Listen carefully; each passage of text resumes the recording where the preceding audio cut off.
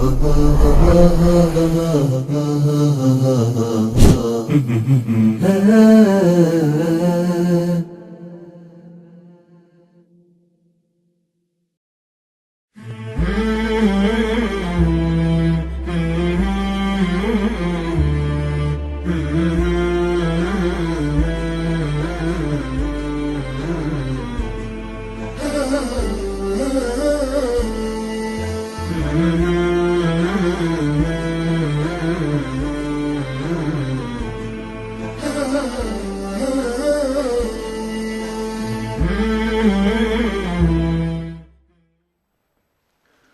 الله الرحمن الرحيم.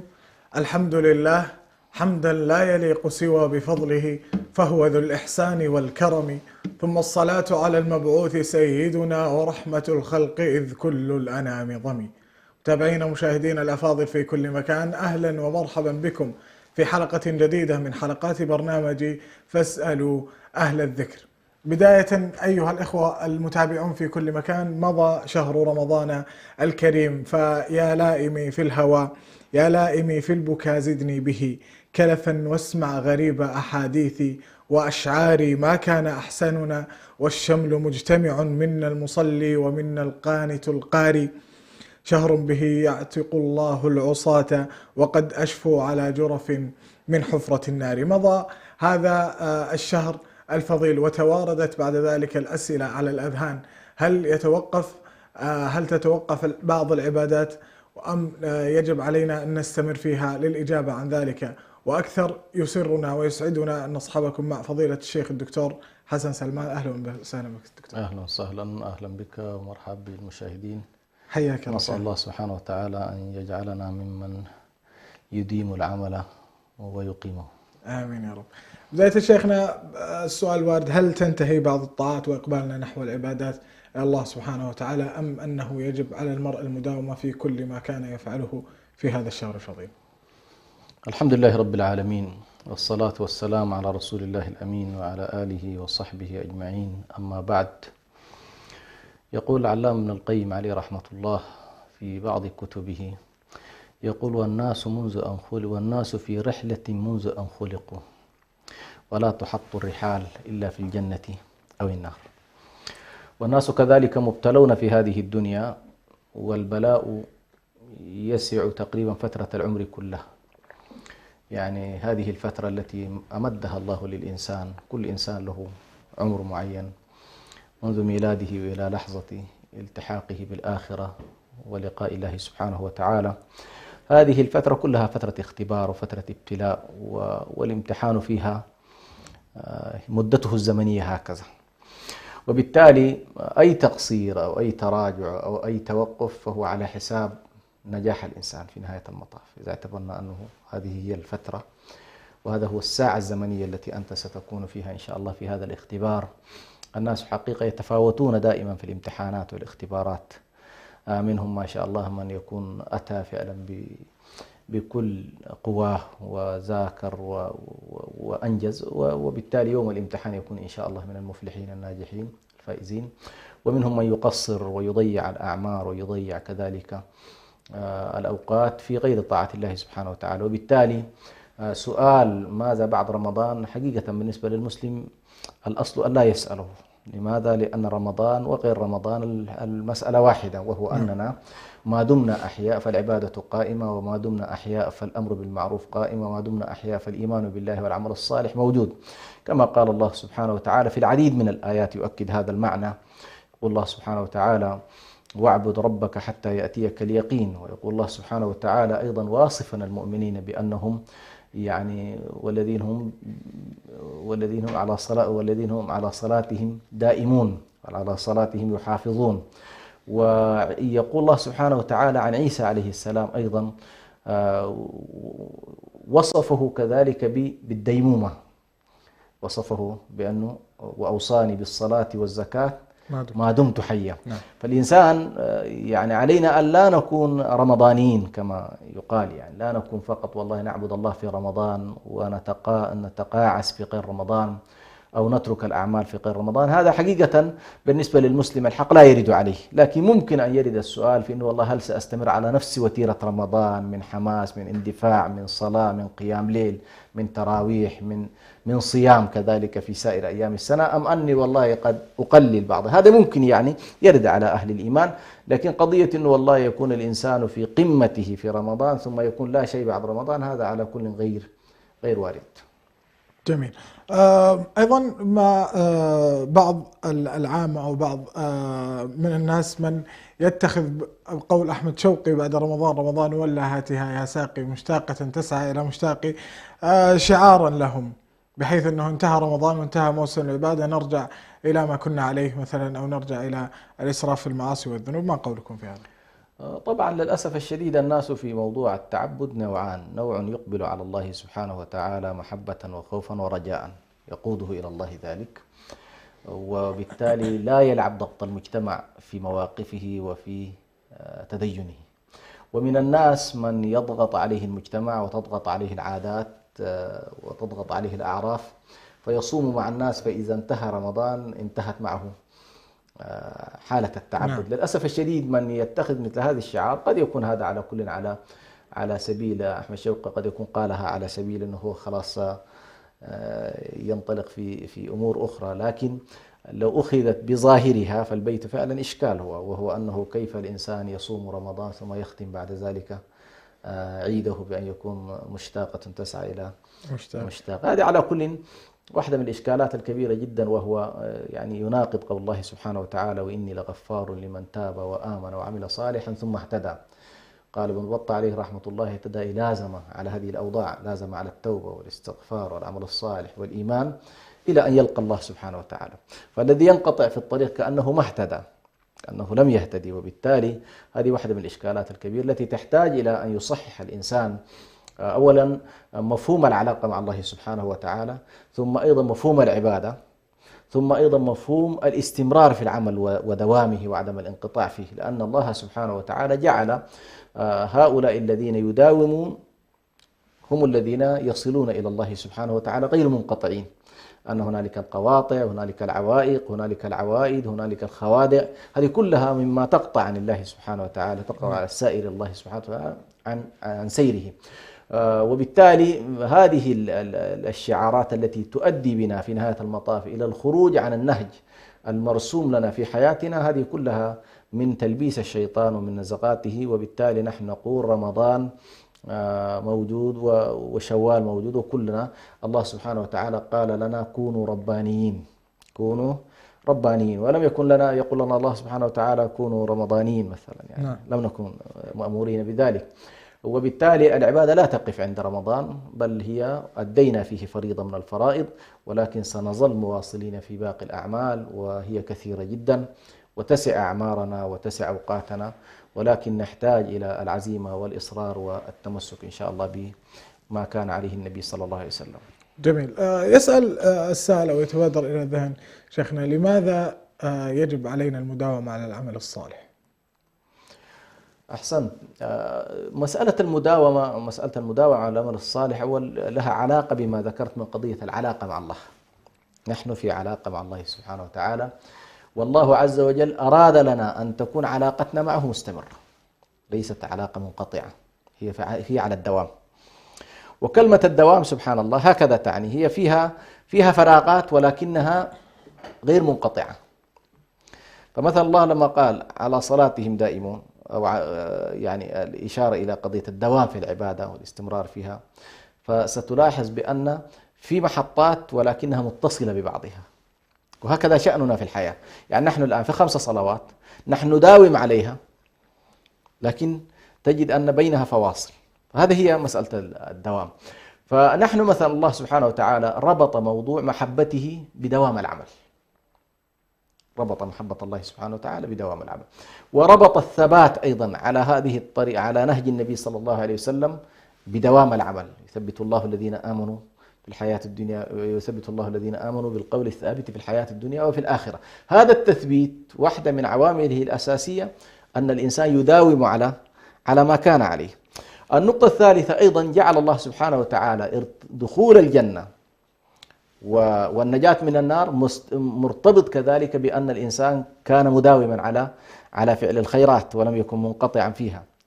وبالتالي مسألة إنه والله لماذا نداوم لأن الله سبحانه وتعالى أراد منا أول ذلك، أراد منا ألا ننقطع، وجعل الله سبحانه وتعالى هذا الدوام دواما متنوعا، فلم يكن دوام مثلا الله سبحانه وتعالى جعل الصيام السنة كلها، لا، نحن نقول والله أراد الله تبارك وتعالى أن نصوم شهر رمضان كاملا، ثم جعل لنا بعد ذلك نوافل من الصيام، جعل لنا نوافل من الصيام. وبالتالي شكل الديموم الذي سيأخذه يقوم به العبد إما أنه والله انتقال إلى أعمال صالحة أخرى، كما بعد قليل مثلا بعد فترة سندخل في الحج، وبالتالي ننتقل من حالة الصلاة اللي 5 مرات إلى صيام شهر في العام، ثم إلى الحج مرة في العام، وهكذا نحن في عبادة مستمرة. وقد يكون الدوام أيضا في نفس العبادة يأخذ أشكال أخرى وهي أشكال النوافل.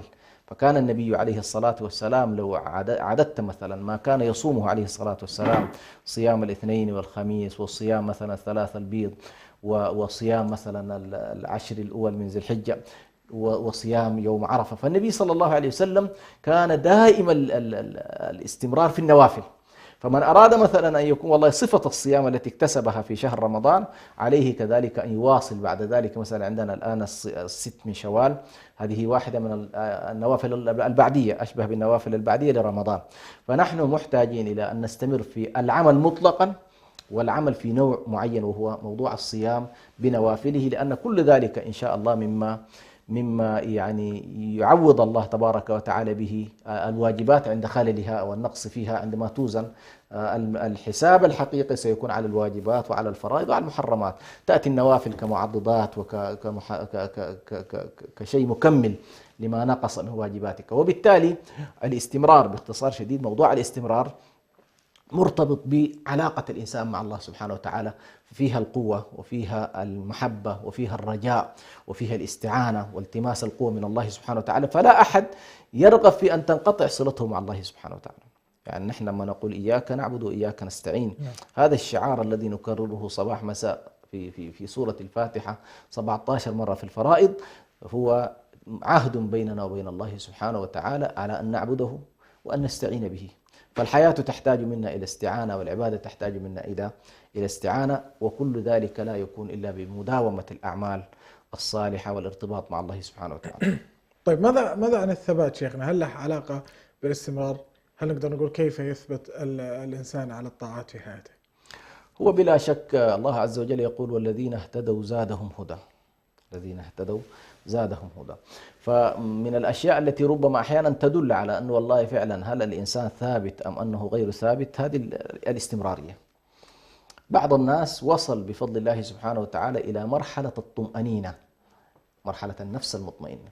والنفس المطمئنة هي التي استقرت على مقام الطاعات وخرجت من دائرة المعاصي وخاصة الكبائر منها. هذه النفس التي خرجت من دائرة الكبائر واستقرت في دائرة الواجبات لم تفرط فيها، بل ربما أدت إلى بعض النوافل وتركت المكروهات، هذه النفس المطمئنة هي نفس ثابتة ومستقرة. النفس الثانية هي النفس اللوامة، هي لم تصل إلى مرحلة الاستقرار والدوام والثبات، ولكنها متقلبة، فتجدها أحيانا مع الطاعات وأحيانا أخرى مع المعاصي. وهذه دون طبعا درجة النفس المطمئنة، لأن النفس المطمئنة هي التي يقال لها يا أيتها النفس المطمئنة ارجع إلى ربك راضية مرضية فادخلي في عبادي وادخلي جنتي. فنحن مطالبين بأن نصل إلى هذه النفس. طبعا النفس الثالثة والعياذ بالله هي النفس الأمارة بالسوء. النفس الأمارة بالسوء هذه التي والعياذ بالله تنزعج وتقلق جدا إذا ما قام الإنسان بالطاعات واتجه إلى الطاعات، فهي لا بالعكس، هي أمارة أي كثيرة الأمر بالشرور وكثيرة الأمر بالسوء. فهذه طبعا من ظل أسير لهذه المرحلة والعياذ بالله قد تكون خاتمته سيئة جدا. لكن الذي يكون إن شاء الله انتقل من دائرة النفس الأمارة بالسوء إلى دائرة النفس اللوامة، وهذه تحتاج إلى مجاهدة ليستقر بعد ذلك إلى دائرة النفس المطمئنة، حينها يكون إن شاء الله قد وصل إلى بلغ مرحلة الثبات الذي بإذن الله يكون يعني نجا من الزلل، حتى كما قال حتى لا تزل قدم بعد ثبوتها. يحرص بعد ذلك أن لا يحصل به انتكاسة أو لا يحصل به تراجع من هذا الثبات. جميل. تكلمنا عن المداومة وتكلمنا عن الاستمرارية، ماذا عن ثمارها شيخ؟ ثمارها يعني أعظم ما يرجوه الإنسان من الاستمرار في مداومة الأعمال هو أن ينال محبة الله سبحانه وتعالى. يعني كل سعينا هو كيف أن الله يحبنا، كيف أن الله يرضى عنا، كيف أن الله سبحانه وتعالى يكتبنا من الصالحين ويدخلنا في رحمته. يعني لاحظ الله سبحانه وتعالى وهو يتحدث عن الأنبياء كثيرا ما ذكر أدخلناه في رحمتنا إنه من عبادنا الصالحين، إنه من عبادنا الصالحين. فالدوام في العمل والاستمرار فيه يؤدي إلى الصلاح. الصلاح هو الذي يؤهلك لأن تكون أهلا لأن تنال رحمة الله سبحانه وتعالى. وبالتالي نلاحظ بأن هذا المفهوم مفهوم مهم جدا، كيف أن الإنسان بأعماله يكون صالحا وبصلاحه يستحق رحمة الله سبحانه وتعالى. ولن يدخل أحدكم الجنة بعمله. قالوا ولا أنت يا رسول الله؟ قال ولا أنا. لكن الله سبحانه وتعالى بين لنا أن هذه الرحمة الواسعة كيف أنه كتبها لفئة معينة، وسعت كل شيء. صحيح رحمة الله في الدنيا وسعت كل شيء وينال منها كل إنسان حظه ما شاء الله سبحانه وتعالى. خلقك رحمة ورزقك رحمة وإطعامك رحمة وصحتك رحمة. لكن لما جاء إلى موضوع الآخرة فقسم الله سبحانه وتعالى الدار إلى دارين. طبعا دار الدنيا فيها خليط، لكن الدار الأخروية دار مفصولة، دار مفصولة. الرحمة لها دار والعذاب له دار. فرحمة الله سبحانه وتعالى لن ننالها إلا بأن نكون من الصالحين، لن نكون صالحين إلا بأن نقوم بالأعمال الصالحة. ولذلك الله سبحانه وتعالى يقول والعصر إن الإنسان لفي خسر إلا الذين آمنوا وعملوا الصالحات. ولذلك أهل السنة والجماعة متفقون على أن موضوع العمل الصالح جزء من مسمى الإيمان. فإذا ما توقف الإنسان فقط في التصديق ولا يريد أن يعمل شيء من الأعمال الصالحة، لا صيام ولا صلاة ولا زكاة ولا غيرها، فإنه لا يسمى عند أهل السنة والجماعة مؤمنا. لماذا؟ لأن العمل شرط، لأن العمل جزء من ماهية الإيمان، جزء من ماهية الإيمان. وبالتالي نحن ما نستفيده حقيقة من موضوع المداومة هو أن دوام الصلة مع الله سبحانه وتعالى وعدم انقطاعها، نيل محبة الله سبحانه وتعالى ورضوانه، حصول المغفرة من الله عز وجل، دخول جنة الله سبحانه وتعالى، أن يصرف الله سبحانه وتعالى عنا في دنيانا كثير من الشرور وكثير من السيئات، يصرفها الله تبارك وتعالى بالأعمال الصالحة. فكم من أناس يكون قد كتب الله عليهم في أقدارهم السنوية أشياء ولكنها تصرف عنهم بالصالحات التي، وهذا طبعا موضوع واسع جدا في قضية الأمر وكيف يكون العلاقة بين الأقدار النازلة والأعمال الصاعدة من الإنسان، ولكنها كلها لها علاقة بما يمكن أن نسميه بقضية القضاء والقدر، وكيف أن الإنسان يسهم عموما في هذا الاتجاه. فأن الله سبحانه وتعالى ينزل الأوامر وينزل الأعمال سنويا في ليلة 27 في ليلة القدر من رمضان، ثم بعد ذلك تكون عند عالم الملائكة فتتنزل على العباد شيئا فشيئا. هنا سبحان الله في موضوع الأوامر والقضاء النازل من الله على عباده عندك مساحة لأن تصرفه من خلال مثلا الأدعية، من خلال الطاعات، من خلال الصدقات، من خلال كذا. فالله عز وجل يقي كثير من الشرور لعباده بهذه الأعمال التي يقومون بها، هذه الأعمال. وهذه مسألة طبعا لا يدركها سبحان الله كثير من الناس، وخصوصا عندما يعني يعملون فقط منطق المادة ولا يعملون منطق الغيب وكيف يعمل الغيب في الإنسان. ولو قرأنا مثلا سورة يوسف والخضر مع موسى عليه السلام لأدركنا كيف يعمل القدر الخفي في الناس. هذا يمكن كان المقصود الأساسي من موضوع الخضر مع موسى عليه السلام، يعلمه كيف كان يعمل القدر في حياته، ثم نحن نتعلم الآن كيف يعمل القدر الخفي في حياتنا. فالثلاث محطات كلها تقريبا التي يعني حاول أن يتعامل فيها موسى عليه السلام مع الخضر فيها تقريبا هذا الجانب، وهو أننا دخلنا في الأقدار الخفية وكيف تعمل في هذا الإنسان. جميل.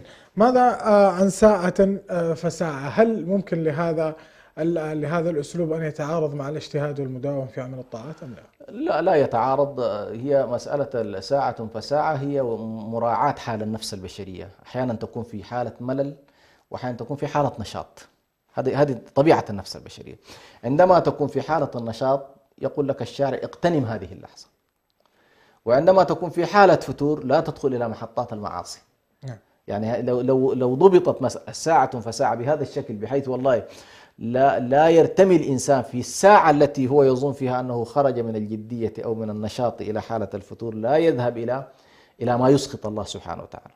لذلك هكذا ضبط النبي صلى الله عليه وسلم: فمن كانت فترته إلى كذا وشيرته إلى كذا.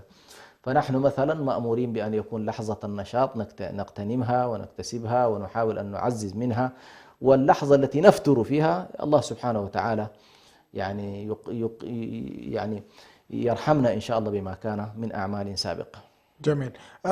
ماذا لو نعدد بعض الأعمال والطاعات التي يجب على المرء أن يداوم عليها بعد رمضان؟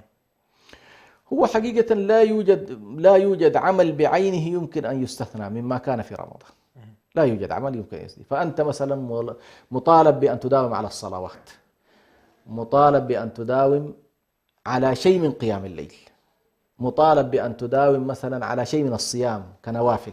يعني لما ذكرت بأن النبي صلى الله عليه وسلم مثلا لو أردت أن تعد صيامه عليه الصلاة والسلام شيء عجيب، يمكن أكثر الشهر صائم حتى في غير رمضان. لكن نحن نقول لو أن الإنسان فقط والله استطاع أن يصوم من كل شهر 3 أيام، لو استطاع أن يصوم في الأسبوع مثلا يومين، هذه. ولنا أن نتصور أن النبي صلى الله عليه وسلم ذكر بأنه من صام في يوم، يعني يوم حر ويوم فيه نوع من السخونة وكذا، يقول النبي صلى الله عليه وسلم: باعد الله بينه وبين النار 70 خريفا. فتصور أنت هذا التحفيز وهذا المحفز الكبير في أنه كل يوم أنت تصومه ما عدا الفرائض طبعا هذه محسومة، لكن فيما يتعلق بالنوافل أنت تبتعد من جهنم 70 خريفا. فهذه أشبه ما تكون بأن الإنسان إذا كان والله نحن نقوم بأعمال سباقا إلى الجنة، فإن هنالك أعمال أيضا فيها سباق في البعد عن النار. فكلما ابتعد الإنسان من النار كما قال الله سبحانه: فمن زحزح عن النار، فما بالك إذا الزحزح فيها فوز، فما بالك بمن ابتعد 70 خريف. فمن زحزح عن النار وأدخل الجنة فقد فاز وما الحياة الدنيا إلا متاع الغرور. فنحن محتاجين إلى قضية النوافل مثلا ما بعد رمضان، نوافل الصيام، محتاجين إلى نوافل القيام. إذا كان والله الناس مثلا كثيرا ما تكون نشطة في رمضان في التراويح، لكن عليك أن لا تتركها بالكلية، خلاص والله الإنسان ليست له مثلا من الليل نصيب. قد يكون عندك مثلا والله قد لا تستطيع 11 ركعة، لكن يمكن أن تقوم ركعتين، تقوم 4 ركعات، تقوم 6 ركعات، ما كتب الله سبحانه بعد العشاء. فكل ما تصليه بعد العشاء من نوافل يدخل إن شاء الله في قيام الليل، مع أن أفضله طبعا أن يكون في الثلث الأخير من الليل، لكن كل ذلك يسمى قيام ليل. فيمكن للإنسان أن يحرص إذا كان والله لا يستطيع أن يقوم الثلث الأخير فليقومها في البداية بعد العشاء، يكون له ركعات يدخل فيها بإذن الله سبحانه وتعالى مع القائمين في قيام الليل. أيضا هنالك مسألة مهمة جدا وهو قضية الجود والإنفاق، يجب أن يستمر فيه الإنسان، أو يعني ينبغي أن يستمر فيه الإنسان، لأن النبي صلى الله عليه وسلم وصف بأنه أجود ما يكون. يعني النبي صلى الله عليه وسلم كان أجود الناس، وكان أجود ما يكون في رمضان عندما يأتيه جبريل. هذه الصفة أيضا يجب أن يرتبط بها الإنسان ولا ينقطع، يعني لا يجعل نفسه بخيلا بعد رمضان، يعني يكتسب من رمضان صفة الجود، صفة العطاء. أيضا من الأشياء المهمة جدا موضوع القرآن الكريم. كثيرا ما سبحان الله نجد النشاط والحماس والاندفاع والقراءة والسباق في شهر رمضان في القرآن الكريم، ولكن يحصل نوع من الفتور والتراجع والكسل فيما بعد رمضان، وهذه أيضا إشكالية كبيرة جدا. وبالتالي هذه أعمال أساسية على كل لا بد من الإنسان أن يحرص عليها. لكن هنالك أشياء أخرى، قضايا أعمال الخير بشكل عام، المسارعة فيها والسباق فيها أيا كانت، يعني بدءا من قول النبي صلى الله عليه وسلم: تبسمك في وجه أخيك صدقة، وإلى ما هو أعلى من ذلك من إماطة الأذى عن الطريق، من السلام ورد السلام وإفشاء السلام وإطعام الطعام وصلة الأرحام. كل ذلك إن شاء الله مما يلزم المحافظة عليه والإتيان به بعد رمضان. شكرا لك شيخنا. للحديث بقية متابعينا الأفاضل، ولكن بعد هذا الفاصل القصير.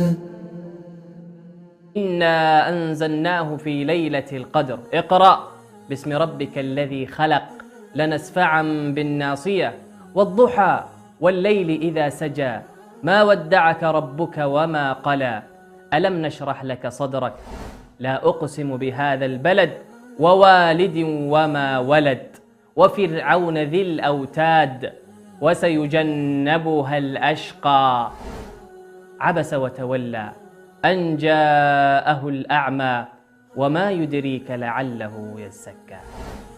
كل ذلك في برنامجكم سير وأعلام، وهو برنامج تفاعلي يحتوي على سير وأعلام ومناسبات وهدايات في جزء عامة المبارك، فانتظرونا في الأوقات التالية.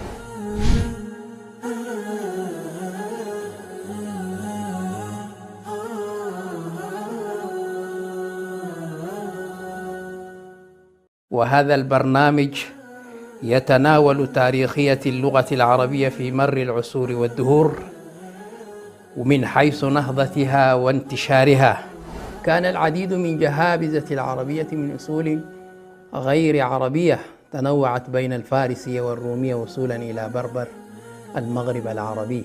ستظل رابطة تؤلف بيننا، فهي الرجاء لناطق بالضاد. أنا البحر في أحشائه الدر كامن، فهل سألوا الغواص عن صدفاتي؟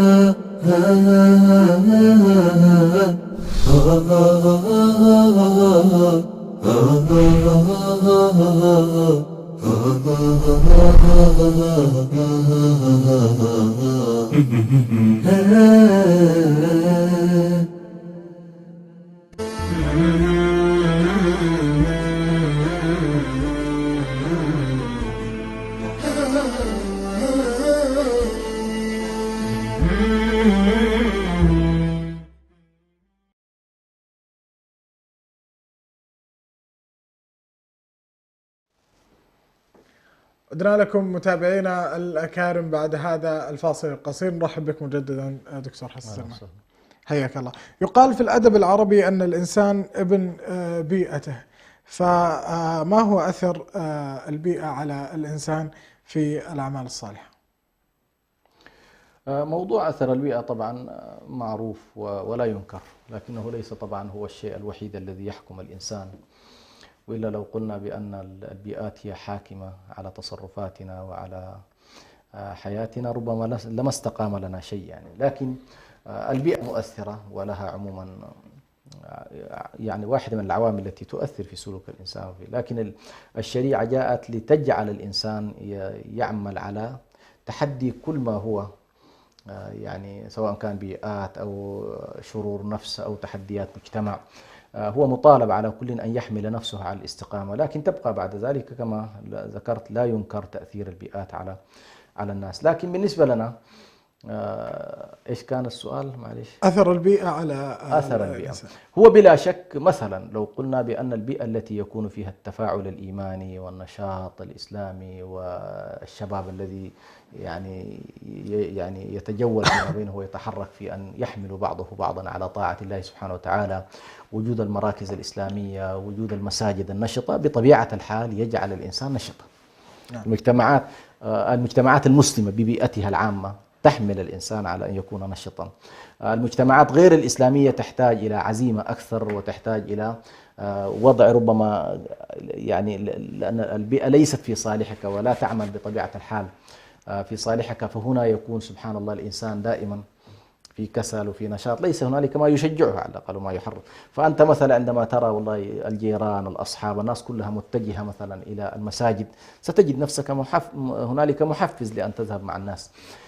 فالبيئة بلا شك مؤثرة، ولكن الإنسان في نهاية المطاف عليه أن لا يكون أسيرا للبيئة. هذا ما نقوله، عليه أن لا يكون أسيرا لبيئته، لأن المسلمين ليسوا كلهم يعيشون في بيئة واحدة، ليسوا كلهم يعيشون في بيئة إسلامية، فيتفاوت الناس، منهم ما شاء الله من يعيش في بيئات إسلامية تعينهم، وهذا من توفيق الله تبارك وتعالى للناس على كل، ومنهم من يبتلى بسبب أو آخر فيعيش في غير بيئة، في بيئة غير إسلامية، سواء كما كان بعض الصحابة أفراد في قبائلهم مشتتين لم يكونوا مع النبي صلى الله عليه وسلم، أخرهم النبي عليه الصلاة والسلام إلى الفترة المدنية، اذهبوا حتى تسمعوا عنا بشيء، فكان يؤخرهم وكانوا في مواقعهم. هؤلاء بطبيعة الحال لن يكون حالهم كمن صحب النبي صلى الله عليه وسلم، فالبيئة النبوية نفسها ووجود الناس حول النبي صلى الله عليه وسلم هذا من المشجعات الكبرى والمحفزات الكبرى. لكن مع ذلك ستلاحظ بأن هؤلاء الذين كانوا فرادا أيضا كانوا يشعرون بأن والله موضوع هويتهم وتمسكهم بدينهم يتطلب منهم نسبة عالية جدا من العزيمة والإصرار والجدية، حتى لا يكونوا ضحية لعملية ما يسمى بالانبهار والانصهار. يعني أنت كلما كان إنسان منبهر بمجتمع آخر ويؤدي ذلك به إلى أن يندثر في وسط هذا المجتمع.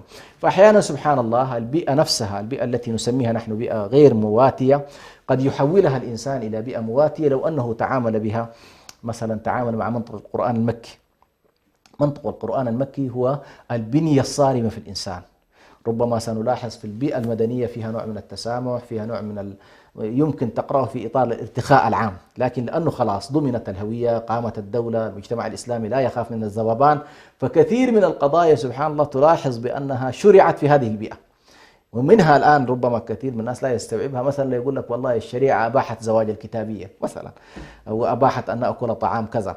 طيب لو جيت تسأل والله ضع لي هذا الحكم الشرعي في سياقه الذي مثلا نزل فيه، ستلاحظ بأنه والله هذا السياق لم يكن سياقا استضعافيا، لم يكن سياق استضعاف فتكون أنت والله تتزوج بامرأة مثلا غير مسلمة وغير مؤمنة، وبالتالي يكون أبناؤك ضحية ربما لمجتمع آخر. فكثير من السياق ما أريد أن أقوله، موضوع الأحكام الشرعية تحتاج، وحالة المسلم يحتاج أن يراعي البيئات الشرعية التي كانت تتنزل فيها أحكام الله تبارك وتعالى، حتى لا ينزل حكما شرعيا هو في مرحلة مدنية للتمكين والقوة، وأنت في مرحلة استضعاف فتنزل حكم أحيانا في غير سياقه. نحن لا نقول الآن بأن والله الأحكام مثلا نسخت، لا، لكن طبق كل حكم في في مكانه الصحيح حتى تثمر هذه الأحكام نتائجها الكبيرة. فعلى كل موضوع البيئات صحيح مؤثر، ولكن على الإنسان أيضا أن يعمل على أن يكيف نفسه بشكل جيد حتى لا يكون إن شاء الله منبهرا أو ذائبا. دعنا ننتقل إلى أن الناس ينقسمون إلى 3 أقسام بعد رمضان: قوم كانوا على خير وطاعة وزادهم رمضان همة واجتهاد، وقوم كانوا في غفلة وانتبهوا مع رمضان، وقوم خرجوا من رمضان كما دخلوه ما زالوا في غياهبهم يعمهون. رسائل نرسلها إلى كل قسم. هو بطبيعة الحال القسم الأول، وهو من صح التعبير أن نسميهم المشمرون الجادون، نسميهم المشمرين الجادين. هؤلاء كما تفضلت دخلوا وهم ما شاء الله في سباق وفي منافسة وفي ركض إلى الله سبحانه وتعالى، وخرجوا وقد تزودوا بشكل أكبر، وزاد إيمانهم وزاد يقينهم وزاد كذلك إصرارهم وزاد قربهم من الله سبحانه وتعالى. هؤلاء نقول لهم احرصوا ألا تتراجعوا، احرصوا ألا يكون تراجع بقدر ما يكون هنالك تقدم، لأن الإنسان سبحان الله القرآن حكمنا بين معادلتين: لمن شاء منكم أن يتقدم أو يتأخر. ما في شيء اسمه واقف، لا، أنت لست واقف، لا يوجد توقف كما يقول علامة ابن القيم عليه رحمة الله، إنما هي تقدم أو تأخر. حتى ما يظن أن الإنسان في لحظة توقف يقول إما أنه سيدفعه بقوة لأن يذهب إلى الأمام، أو أنه سيعيده إلى الوراء كثيرا. فنحن نقول لهؤلاء احرصوا على ما أنتم عليه من خير وزيدوا عليه، الذين اهتدوا زادهم هدى. وهذا من فضل الله عليهم أن يدركوا من منة الله سبحانه وتعالى وفضله، ليس بقوتك ولا بسطوتك ولا بشجاعتك ولا بحماسك، لا، هذا من فضل الله عز وجل عليك، فأنت تحمد الله وتشكره على أن أعانك ووفقك وسددك، وبالتالي هذه كلمتنا لهم. القسم الآخر وهم الذين دخلوا إلى رمضان وقد خرجوا كما دخلوا. هؤلاء أو الصعب أن نقول خرجوا كما دخلوا، إن شاء الله يكون لهم بإذن الله سبحانه وتعالى أجر الصيام وأجر القيام، لكن قصدي أنهم ربما لم يضيفوا جديدا ما بعد رمضان. نعم. هؤلاء نقول لهم والله يا أخي زي الشخص اللي دخل في سوق ولم يخرج رابحا، أو لم يكن تمرس في وسط هذا السوق لأن يكون تاجرا ماهرا، لا تكون كما كنت ما قبل رمضان. يعني دخلت إلى هذا السوق، سوق رمضان، يجب أن تكون والله تعاملك وعبادتك وعلاقتك بالقرآن، علاقتك بالله سبحانه وتعالى، يجب أن لا تكون كما كنت، يجب أن تحرص على الزيادة وتحرص على التقدم وتحرص على المنافسة، والسباق كبير، أنت تسابق أهل الإيمان وأهل الإسلام وأهل الخير فأن تكون معهم. وأنا ذكرت يمكن أكثر من مرة تلك الفتاة الأمل التي كانت تقول بأن القضية ليست دخول الجنة، ولكن القضية حسرة السباق، فالسباق له حسرة والمنافسة لها حسرة. أحيانا قد تفوتك لحظة الفوز مثلا بحاجة بسيطة جدا فتكون حسرات والعياذ بالله. فهذه على كل من القضايا التي لا بد من أن نلتفت إليها وننصح بها إخواننا الذين، وأن ننصح بها أنفسنا قبل كل شيء، وهو أننا بحاجة إلى أن نعزز العلاقة مع الله سبحانه وتعالى، وأن لا يكون الإنسان ثابتا في حالة واحدة، فالإيمان يزيد وينقص، لا بد أن تزيد من إيمانك وتجتنب عملية النقصان. الذين فرطوا بطبيعة الحال، الذين فرطوا في رمضان، هؤلاء نقول لهم يا أيها الذين آمنوا توبوا إلى الله، توبوا إلى الله توبة نصوحا، فإن التفريط والتقصير وهذا كله بما كسبت أيدينا من ذنوب، ما كسبت أيدينا من، يعني سبحان الله كيف أن المشركين أثر عليهم الشرك مثلا في تنزل نصر الله عليهم، كيف أن الله أنزل عليهم الهلع والخوف بما قدموا من سابق أعمال. فكذلك كثير مما يعني يقع على الإنسان سبحان الله من تفريط وتقصير وعدم إعانة وعدم توفيق، كل ذلك لأنه فعلا هنالك ذنوب أسرته وهنالك سيئات ربما كبلته، فهو يدعو الله سبحانه وتعالى ليل نهار أول أن يخرجه من دائرة التكبير ودائرة عدم التوفيق، لأن سبحان الله من آثار المعاصي كما يقول ابن القيم عليه رحمة الله، يقول قلة التوفيق وفساد الرأي وخمول الذكر. يعني أي إنسان يقع في معصية تجد هذه المسألة سبحان الله تلازم الإنسان، تجده إذا كان مصر على معصية معينة لا يحالفه التوفيق باستمرار، إنما تجد دائما قليل التوفيق، وتجد ذكره خامل، والله عز وجل يقول ورفعنا لك ذكرك. فكل ذلك إن شاء الله من الأشياء التي لا بد أن يلتفت إليها أهل التقصير، ونحن منهم بطبيعة الحال. ماذا عن السلف الصالح والصحابة شيخنا، عن مداومتهم بعد رمضان؟ ماذا عن ما كانوا يفعلونه بعد انقضاء هذا الشهر الفضيل؟ والله يا أخي السلف والصحابة هذول طبعا حاجة كبيرة، يعني كان السلف كما يحكى عنهم مثلا هم مقسمين السنة إلى 6 أشهر في استقبال رمضان، والستة الأخرى في الدعاء لأن يتقبل منهم رمضان. هذه واحدة من النماذج مثلا، كيف أن همهم كله والله صاموا رمضان، فإن خرجوا من رمضان يدعون الله سبحانه وتعالى أن يتقبل منهم، ثم إذا انتصفت النصف الثاني أن يجعلهم الله يدركون رمضان. هذا يبين لك كيف أن السلف رضوان الله عليهم حياتهم كانت كلها مرتبطة بالله سبحانه وتعالى. قيل حتى عن أحدهم قال والله ما كان الواحد منا يشعر بزيادة في رمضان عن باقي الشهور، يعني من كثرة ما المسألة بالنسبة لهم الأعمال في غير رمضان كالأعمال في رمضان، حتى قال قائلهم لو أن قيل لي بأن ملك الموت سيأتيك بعد ساعة ما كان لي مزيد عمل، يعني زي ما تقول العداد ملام. كذلك يعني السلف رضوان الله عليهم كانوا أحيانا كثير الحزن في إنه والله هل تقبل الله منهم أم لم يتقبل منهم، وهذه صفة الإشفاق التي ذكرها الله سبحانه وتعالى في كتابه. وتعجبت عائشة رضي الله عنها كيف يعني هم مشفقون من أعمالهم، فكانت تتصور بأن هذا الإشفاق سببه أنهم يذنبون فالنبي صلى الله عليه وسلم صحح لها المفهوم، ليس هؤلاء، إنما يعملون الصالحات، يصومون ويتصدقون ويحجون، ولكن يخشون أن لا يتقبل الله منهم. إنا كنا في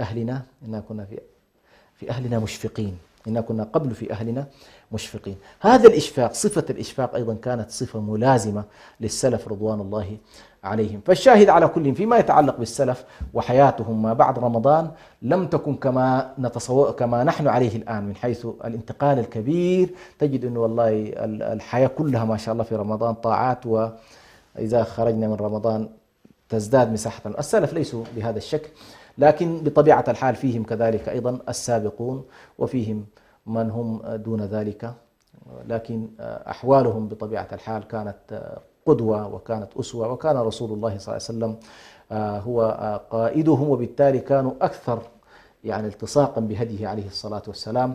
فيحكى الكثير من هذه الأعمال عن علي بن أبي طالب، عن عبد الله بن مسعود، عن غيره من أصحاب النبي صلى الله عليه وسلم. كانوا دائما يعني مثلا يأتي واحد لعلي بن أبي طالب عليه رحمة الله فيقول له، وجده يأكل أكلة كده عادية يعني شيء ناشف كده، فقال له اليوم عيد وأنت تأكلك، فقال له العيد لمن تقبل الله منه، العيد لمن تقبل الله منه، وهكذا. فهذه نماذج على كل كيف أن الصحابة رضوان الله عليهم كانوا ينظرون إلى رمضان بأنه شهر من الشهور، صحيح فيه فرائض، فيه أعمال يجب أن تؤدى، لكن ما قرنوا علاقتهم مع الله سبحانه وتعالى بيوم من الأيام أو بشهر من الأشهر، هم دائما في سباق إلى الله سبحانه وتعالى.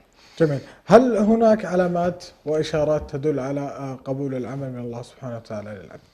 طبعا موضوع القبول أول هو أمر غيبي، نحن لا نستطيع أن نجزم بأن والله فلان تقبل منها، لكن ندعو الله سبحانه وتعالى أن يتقبل منا ويتقبل من جميع المسلمين أعمالنا كلها، ويتقبل منا كذلك صيام رمضان، ويتقبل القيام منا. لكن مما يشار به إلى أن موضوع القبول هو يقولون بأن الحسنة المقبولة تجر إلى حسنة أخرى، الحسنة التي تقبلها الله تجر إلى حسنة أخرى. لكن إذا رأى الإنسان بأنه والله لا، خرج من رمضان وهو مباشرة إلى إلى المعاصي والعياذ بالله، هذه فيها إشكالية كبيرة جدا، لأن بعض السلف كانوا يتكلمون عن أن لو أن شخصا دخل إلى رمضان وهو ينوي أن يعود إلى ما كان عليه قبل رمضان من المعاصي والذنوب بطبيعة الله، يقول لا صيام له، أن النية التي دخل بها إلى رمضان بدل أن تكون نية الإصلاح ونية التوبة ونية أن يغفر الله سبحانه وتعالى، لا، هو عازم أن يدخل إلى رمضان بمنطق العوائد، لكنه عازم أنه والله الشيء الفلاني، المعصية الفلانية مجرد ينتهي رمضان يعود إليها بعد رمضان. هذا قد يكون خطر حتى على صيامه، فلا بد أن ننتبه إن شاء الله إلى هذه المسألة يعني. شكرا لك فضيلة الدكتور حسن سلمان، الله يبارك فيك. حياك الله. الشكر موصول لكم أيضا أنتم أيها المشاهدين الأفاضل على حسن الاستماع والمتابعة. للحديث بقية في حلقات أخرى، ترقبونا في نفس الموعد من كل أسبوع. هذا محدثكم عبد الرحمن بن محي الدين يحييكم، والسلام عليكم ورحمة الله وبركاته.